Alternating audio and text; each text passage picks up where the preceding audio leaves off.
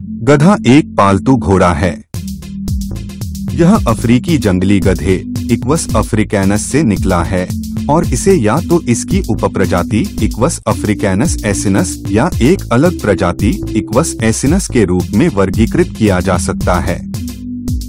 इसे अफ्रीका में कुछ समय पहले पालतू बनाया गया था, 5000 से 7000 साल पहले, और उस समय से मुख्य रूप से एक कामकाजी जानवर के रूप में इस्तेमाल किया जाता रहा है।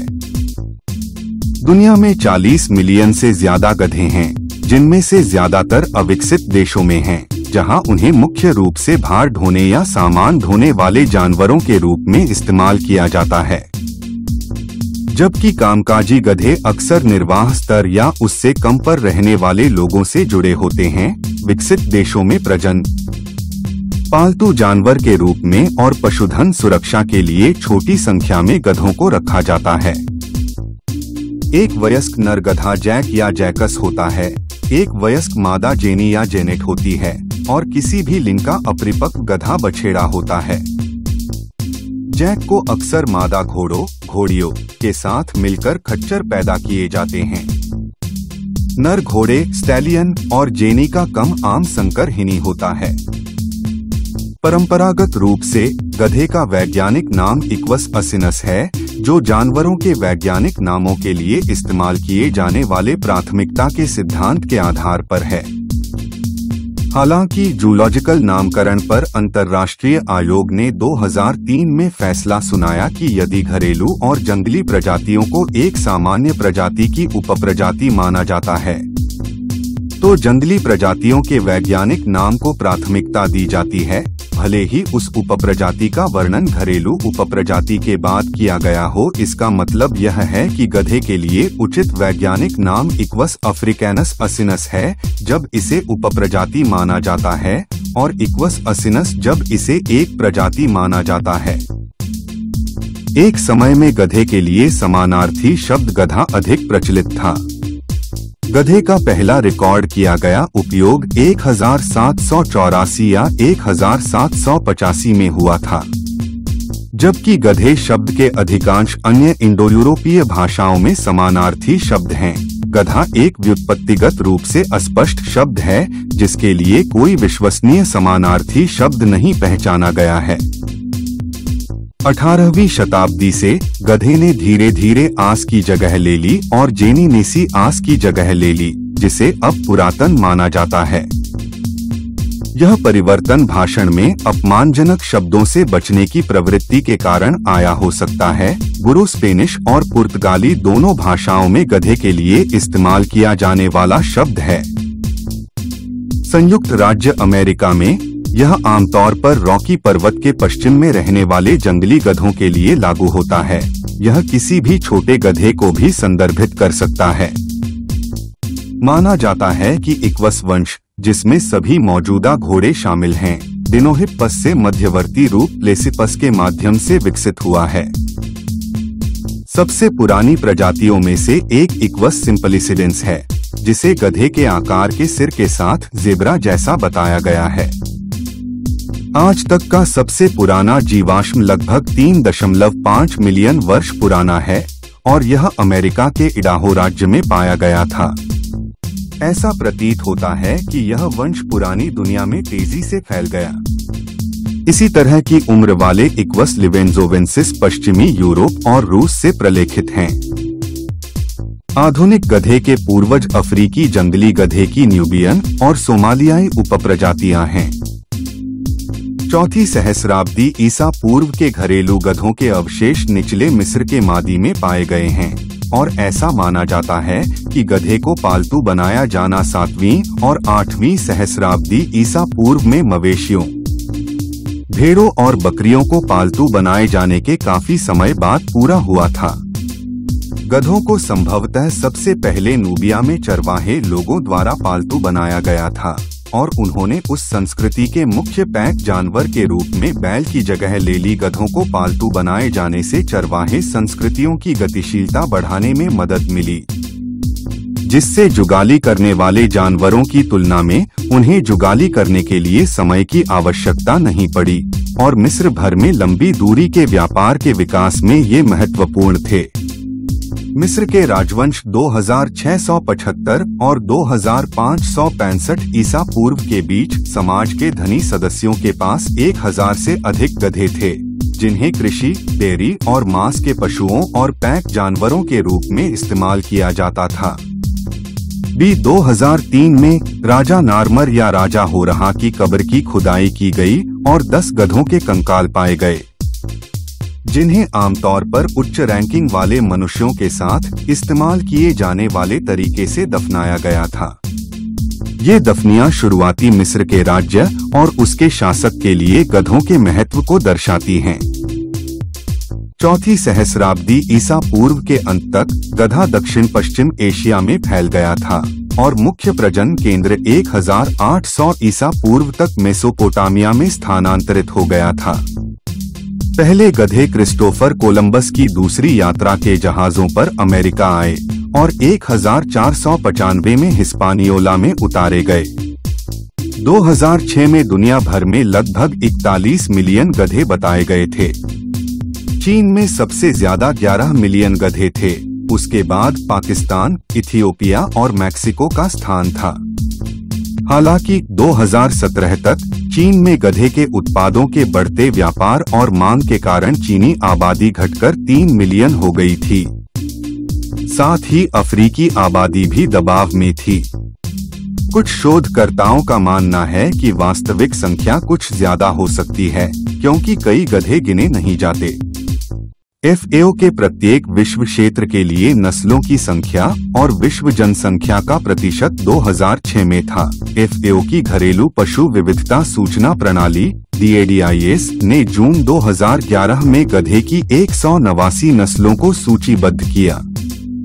2000 में दुनिया भर में दर्ज गधे की नस्लों की संख्या 97 थी और 1995 में यह 77 थी। FAO के पशु आनुवंशिक संसाधन परियोजना द्वारा गधे की नस्लों की पहचान और मान्यता पर दिए गए ध्यान के कारण यह तेजी से वृद्धि हुई है। विकसित देशों में घर और विदेश दोनों जगह गधों का कल्याण एक चिंता का विषय बन गया है और सेवानिवृत्त और बचाए गए गधों के लिए कई अभयारण्य स्थापित किए गए हैं। सबसे बड़ा इंग्लैंड के सिडमाउथ के पास गधा अभयारण्य है, जो मिस्र, इथियोपिया, भारत, केन्या और मैक्सिको में भी गधा कल्याण परियोजनाओं का समर्थन करता है। 2017 में चीनी गधों की संख्या में गिरावट, साथ ही इस तथ्य के कारण कि वे प्रजनन में धीमे हैं। इसका मतलब था कि चीनी आपूर्तिकर्ताओं ने अफ्रीका की ओर देखना शुरू कर दिया। 2019 में गधा अभयारण्य ने चेतावनी दी कि अगले आधे दशक में वैश्विक गधा आबादी आधे से कम हो सकती है, क्योंकि चीन में एजियाओं की मांग बढ़ जाती है।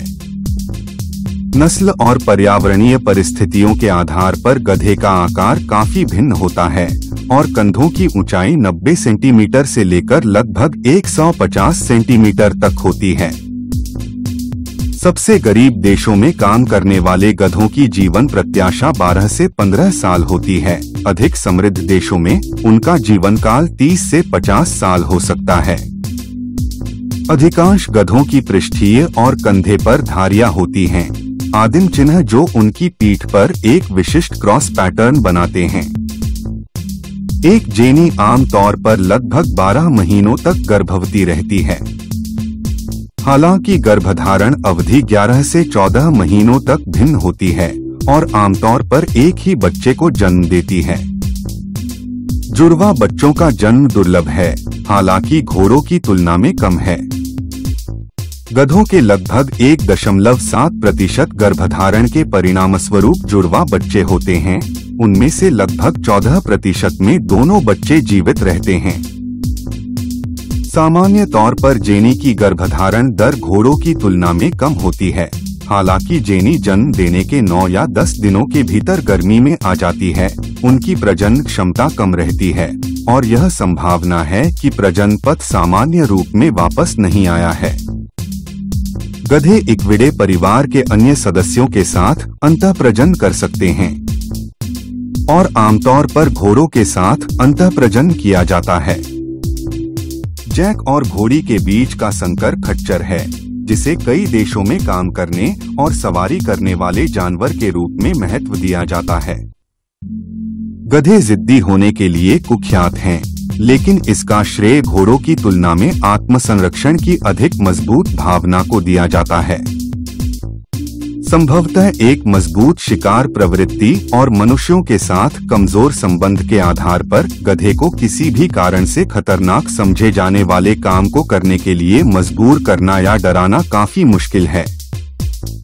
एक बार जब कोई व्यक्ति उनका विश्वास जीत लेता है तो वे इच्छुक और मिलनसार साथी बन सकते हैं और काम में बहुत भरोसेमंद हो सकते हैं।